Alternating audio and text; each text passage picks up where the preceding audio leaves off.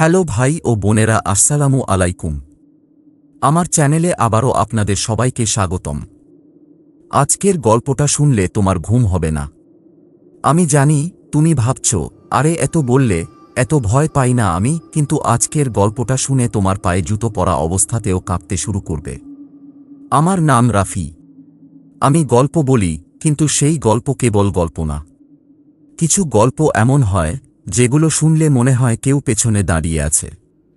কেউ নিঃশ্বাস ফেলছে কানের পাশে, কেউ তোমার কাঁধে হাত রাখছে, কিন্তু তুমি ঘুরে তাকালে কেউ নেই।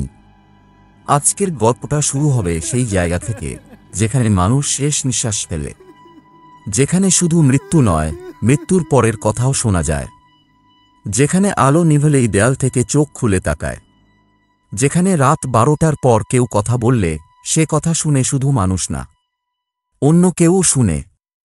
হ্যাঁ, আজকের গল্পটা হল লাশ ঘর পর্ব 2। এই গল্পের শুরুটা হয়েছিল গত পর্বে। আমি তোমাদের বলেছিলাম কিভাবে আমার বন্ধু রাজীব ঢাকার এক হাসপাতালের লাশঘরে নাইট শিফটে চাকরি পেয়েছিল, কিভাবে সে প্রথম রাতে শুধু একটা শীতল হাওয়া অনুভব করেছিল, কিভাবে সে দেখেছিল একটা মৃতদেহ যে চোখ খুলে তাকাচ্ছে, কিভাবে সে ভাবল সবকিছুই তার কল্পনা। কিন্তু আজকের পর্বে সেই ভুল ভাঙবে, কারণ আজকে রাজীব শুধু শুনবে না, সে দেখবে, সে অনুভব করবে, সে বুঝবে কিছু মানুষ মরলেও মরে না, কিছু মানুষ মরার পরই জেগে ওঠে। তোমার আলো জ্বালাও, দরজা বন্ধ করো, মোবাইল ফেলে দাও, কারণ আজকের গল্প শুনতে শুনতে তুমি হয়তো শুনবে কেউ তোমার নাম ধরে ডাকছে, কেউ তোমার পাশে দাঁড়িয়ে আছে। তাহলে চলো আজকের গল্প শুরু করা যাক, লাশ ঘর পর্ব 2 এর মাধ্যমে। রাজীব যখন প্রথম রাতে হাসপাতালের লাশ ঘরে কাজ শুরু করে, তখন সে ভাবে না যে এটা এত ভয়ানক হবে। সে ভাবে মানুষ মরে গেছে, তাদের দেহ আছে, তাদের আত্মা চলে গেছে, তাই ভয় পাবার কিছু নাই। এটা তো হাসপাতাল, নাইট গার্ড তো আগেও করেছে। কিন্তু লাশঘর এটা আলাদা। প্রথম রাতে সে যখন ডিউটি শুরু করে, তখন ঘড়িতে রাত 10টা। লাশঘরটা ছিল বেসমেন্টে, হাসপাতালের পেছনের দিকে। একটা ছোট ঘর, ভেতরে 4টা স্টেইনলেস স্টিলের টেবিল যেগুলোতে মৃতদেহ রাখা হয়। 2 পাশে ফ্রিজ কক্ষ, যেখানে শীতল কক্ষে মৃতদেহ রাখা হয়। ঘরের মাঝখানে একটা ছোট টেবিল, ওপরে রেকর্ড বই, ল্যাপটপ, একটা টর্চ আর একটা পুরনো কফি মেশিন। রাজীব ঢুকেই প্রথমে বাতিগুলো চালু করে। বাতি জ্বললেও ঘরটা কেমন যেন অন্ধকার লাগে। আলো মিটমিট করছে, যেন কেউ বাতি নিভাতে চায়। সে একটা চেয়ারে বসে। ঘড়িতে রাত 10টা 20। বাইরে হালকা বৃষ্টি নামছে। বৃষ্টির শব্দ আর ঘরের ভেতরের ফ্রিজের ঘন ঘন বুম বুম শব্দ ছাড়া আর কোনো শব্দ নাই। রাজীব মনে মনে ভাবে, এটা তো আর কিছু না, আমি তো কাজে আসছি। কিন্তু তার চোখ ঘুরতেই দেখে দূরের ফ্রিজ কক্ষের দরজাটা একটু খোলা। সে তো নিশ্চিত যে সে দরজা বন্ধ করেছিল, কারণ সে প্রতি ঘন্টায় রেকর্ড রাখে কোন মৃতদেহ কোন ড্রয়ারে আছে, কত নম্বরে আছে, কে কখন নিয়ে গেছে। সে নিজেই চেক করে দরজা বন্ধ করে। সে উঠে গেল ফ্রিজের কাছে, দরজা টেনে বন্ধ করল, হাত দিয়ে ঠেলে দেখল ঠিকঠাক লক হয়েছে। ফিরে এসে বসল। মনে হলো কেউ তাকে দেখছে। পেছন ফিরে তাকালো, কেউ নাই, শুধু 4টা টেবিল যেগুলোতে চাদর দিয়ে মৃতদেহ ঢাকা। রাত 11টা। সে কফি বানালো। কফি মেশিনটা কাজ করতে করতে একটা অদ্ভুত শব্দ করল, যেন কেউ হাসছে। সে থমকে গেল। কফি মেশিন আবার স্বাভাবিক হয়ে গেল। আরে বাপরে, কি হচ্ছে আমার মাথায়? সে নিজেকে সামলালো। রাত 11টা 50। হঠাৎ ফ্রিজের দরজা আবার খুলে গেল। রাজীব লাফ দিয়ে উঠল। এবার সে নিশ্চিত কেউ না কেউ খুলেছে। কিন্তু ঘরে তো সে একা। সিসিটিভি আছে, কিন্তু ক্যামেরা তো সব চালু। সে দৌড়ে গেল ফ্রিজের কাছে, দরজা বন্ধ করল। তারপর মোবাইল বের করে সিসিটিভি চেক করল।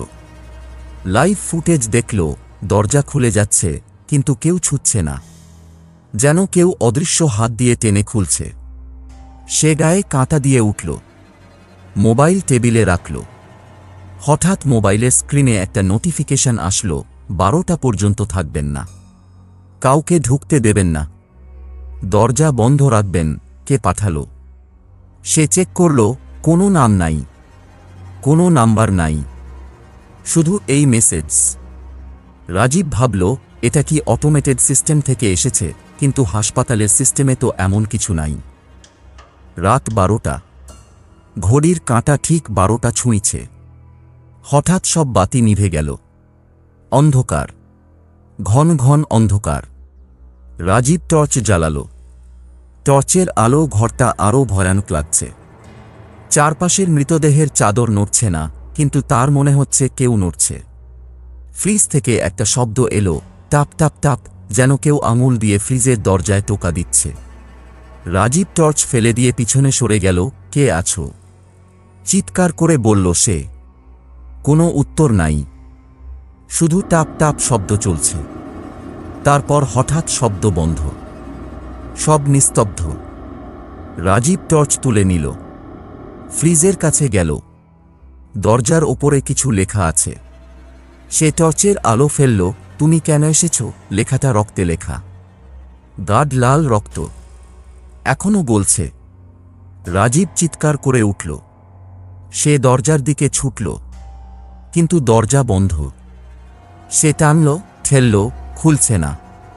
তখন সে শুনল পেছনে কেউ হাঁটছে, টাপ টাপ টাপ। সে ঘুরল, টর্চের আলো দেখল একটা মৃতদেহ টেবিল থেকে নেমেছে। চাদর খসে গেছে, মুখ কালো পচা, চোখ গলে পড়েছে, নাক থেকে কালো তরল পড়ছে। হাত দুটো সোজা করে এগিয়ে আসছে। রাজীব চিৎকার করে বলল, না না না। সে দরজায় আঘাত করতে লাগল। তখন বাতি আবার জ্বলল। সব স্বাভাবিক। মৃতদেহ আবার টেবিলে শুয়ে আছে, চাদর দিয়ে ঢাকা। ফ্রিজের দরজা বন্ধ, রক্তের লেখা নাই। রাজীব হাঁপাচ্ছে, ঘামে ভিজে গেছে। মোবাইলে সময় দেখল রাত 12টা 5। সে ভাবল, সবকিছুই স্বপ্ন। আমি ঘুমিয়ে গেছিলাম, কিন্তু তার টর্চের হাতলে কালো আঙুলের দাগ আছে, যেন কেউ ধরেছিল। রাজীব ডিউটি শেষ করে বাসায় ফিরল। মুখ ফ্যাকাশে, চোখে ঘুম নাই। মা জিজ্ঞেস করল, কি হয়েছে রাজীব? এত ভয় পাইছ কেন? সে কিছু বলল না, শুধু বলল, কিছু না মা, রাতে ভালো ঘুম হয় নাই। সে বিছানায় শুয়ে চোখ বন্ধ করল। তখন তার মনে হলো কেউ তার কানে ফিসফিস করছে, তুমি আবার আসবে। রাজীব যখন প্রথম রাতে হাসপাতালের লাশঘরে কাজ শুরু করে, তখন সে ভাবে না যে এটা এত ভয়ানক হবে। সে ভাবে মানুষ মরে গেছে, তাদের দেহ আছে, তাদের আত্মা চলে গেছে, তাই ভয় পাবার কিছু নাই। এটা তো হাসপাতাল, নাইট গার্ড তো আগেও করেছে, কিন্তু লাশঘর এটা আলাদা। প্রথম রাতে সে যখন ডিউটি শুরু করে, তখন ঘড়িতে রাত 10টা। লাশঘরটা ছিল বেসমেন্টে, হাসপাতালের পেছনের দিকে। একটা ছোট ঘর, ভেতরে 4টা স্টেইনলেস স্টিলের টেবিল, যেগুলোতে মৃতদেহ রাখা হয়। দুই পাশে ফ্রিজ কক্ষ, যেখানে শীতল কক্ষে মৃতদেহ রাখা হয়। ঘরের মাঝখানে একটা ছোট টেবিল, ওপরে রেকর্ড বই, ল্যাপটপ, একটা টর্চ আর একটা পুরনো কফি মেশিন। রাজীব ঢুকেই প্রথমে বাতিগুলো চালু করে। বাতি জ্বললেও ঘরটা কেমন যেন অন্ধকার লাগে। আলো মিটমিট করছে, যেন কেউ বাতি নিভাতে চায়। সে একটা চেয়ারে বসে। ঘড়িতে রাত 10টা 20। বাইরে হালকা বৃষ্টি নামছে। বৃষ্টির শব্দ আর ঘরের ভেতরের ফ্রিজের ঘন ঘন বুম বুম শব্দ ছাড়া আর কোনো শব্দ নাই। রাজীব মনে মনে ভাবে, এটা তো আর কিছু না, আমি তো কাজে আসছি। কিন্তু তার চোখ ঘুরতেই দেখে দূরের ফ্রিজ কক্ষের দরজাটা একটু খোলা। সে তো নিশ্চিত যে সে দরজা বন্ধ করেছিল, কারণ সে প্রতি ঘন্টায় রেকর্ড রাখে, কোন মৃতদেহ কোন ড্রয়ারে আছে, কত নম্বরে আছে, কে কখন নিয়ে গেছে। সে নিজেই চেক করে দরজা বন্ধ করে। সে উঠে গেল ফ্রিজের কাছে, দরজা টেনে বন্ধ করল। হাত দিয়ে ঠেলে দেখল ঠিকঠাক লক হয়েছে। ফিরে এসে বসল।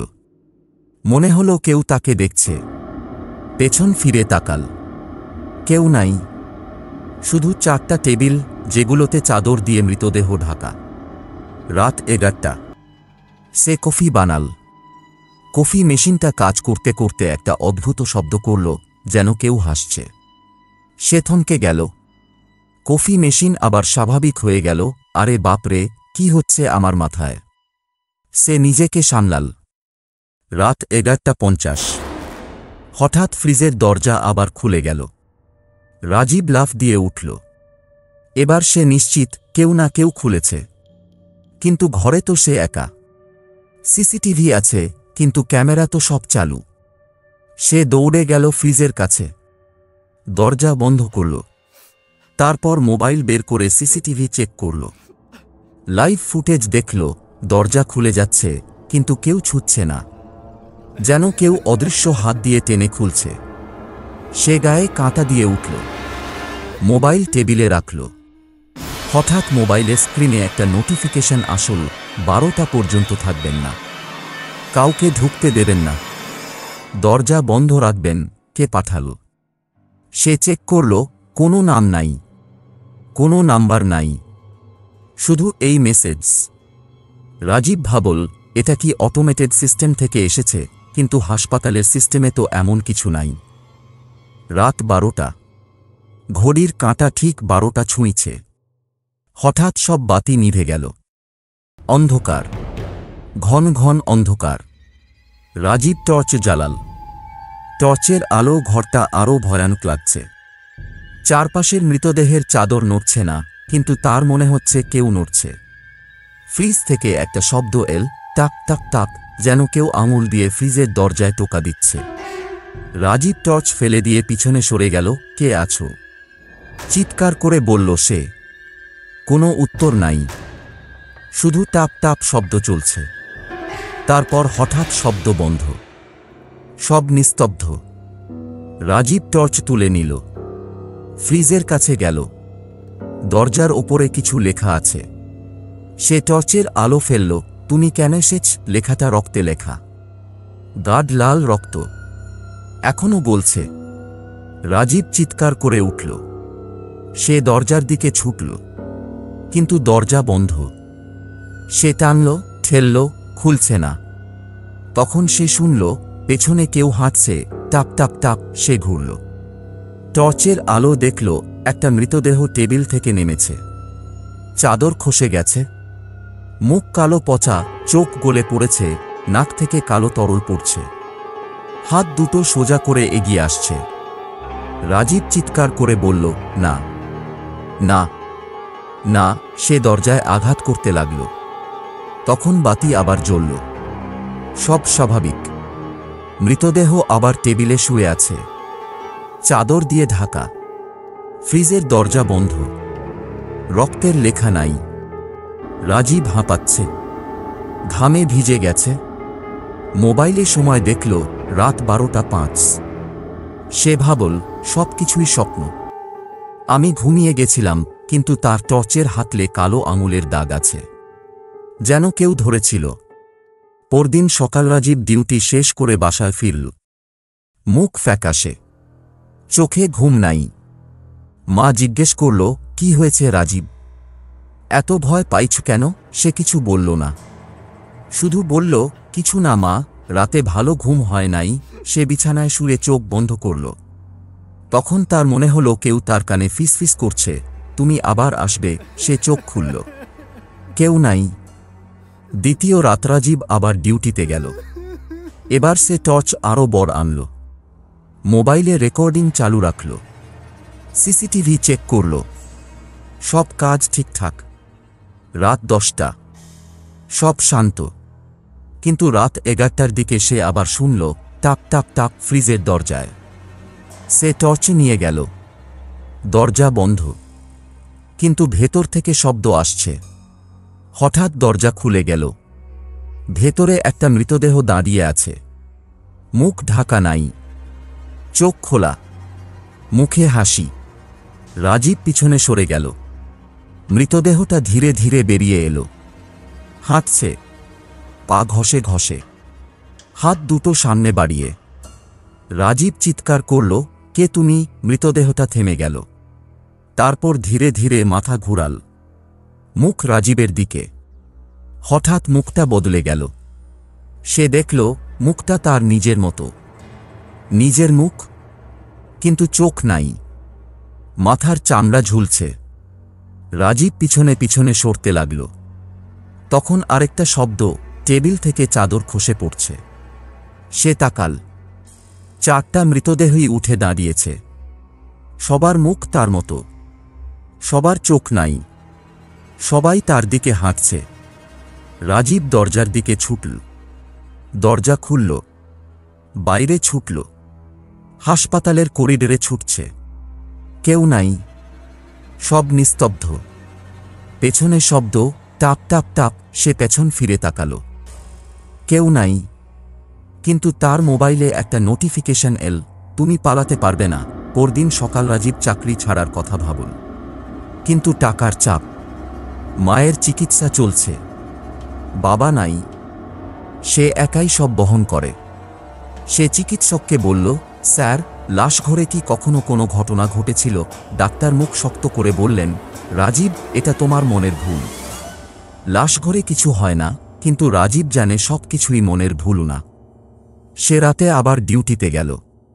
এবার সে একটা ছোট ক্রুশ গলায় পড়ল, মোবাইলে রেকর্ডিং চালু রাখল।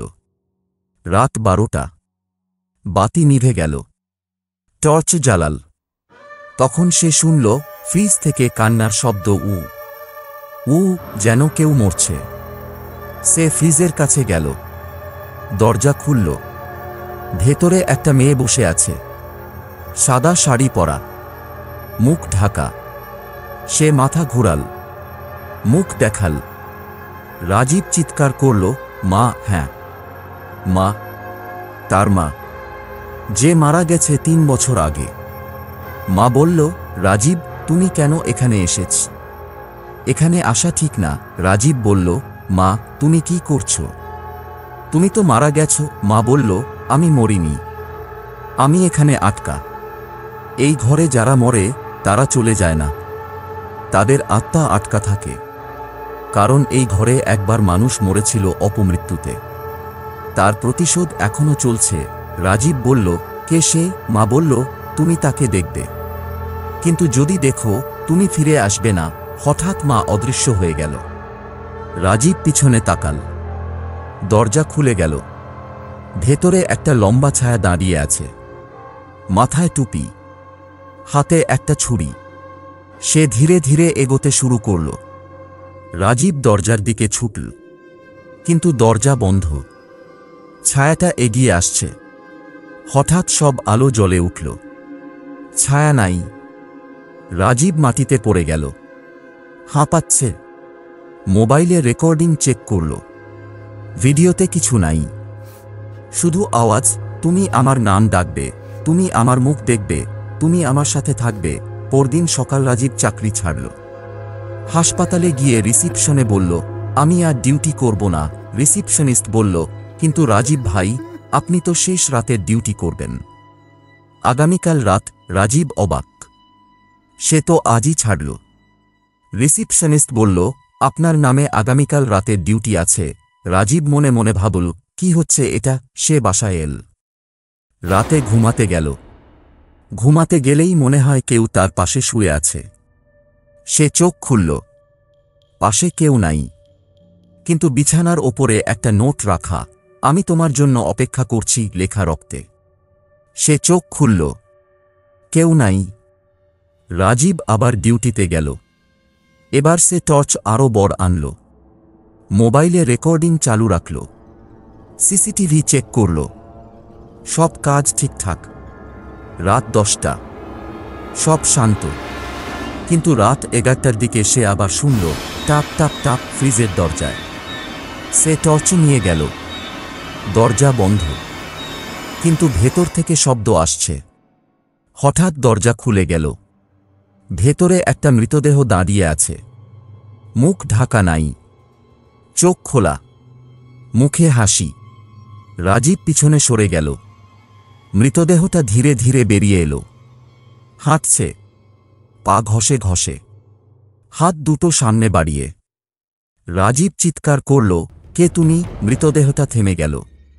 তারপর ধীরে ধীরে মাথা ঘুরাল, মুখ রাজীবের দিকে। হঠাৎ মুখটা বদলে গেল।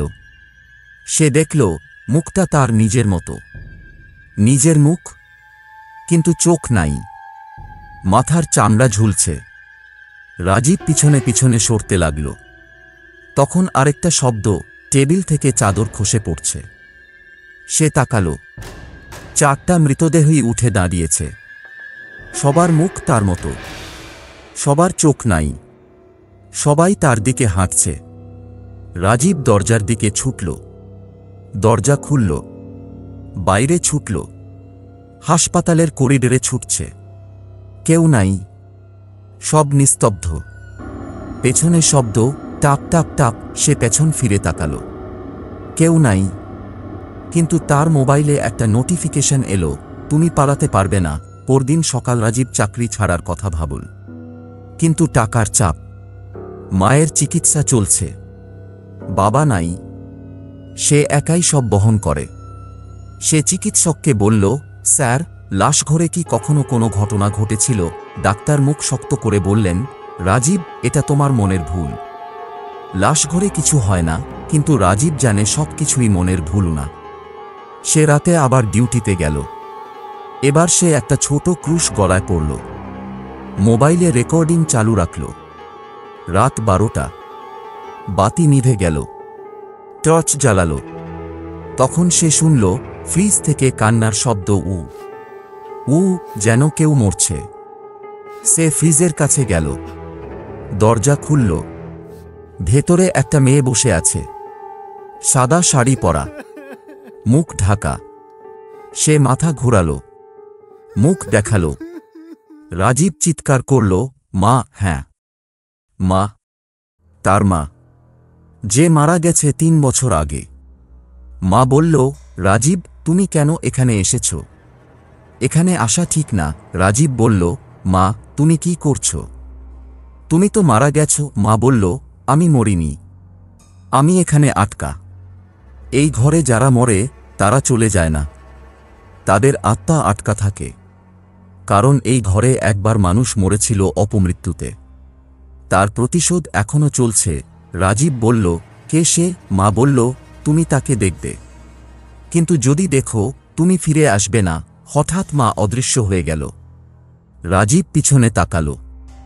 দরজা খুলে গেল। ভেতরে একটা লম্বা ছায়া দাঁড়িয়ে আছে, মাথায় টুপি, হাতে একটা ছুরি। সে ধীরে ধীরে এগোতে শুরু করল। রাজীব দরজার দিকে ছুটল, কিন্তু দরজা বন্ধ। ছায়াটা এগিয়ে আসছে। হঠাৎ সব আলো জ্বলে উঠল।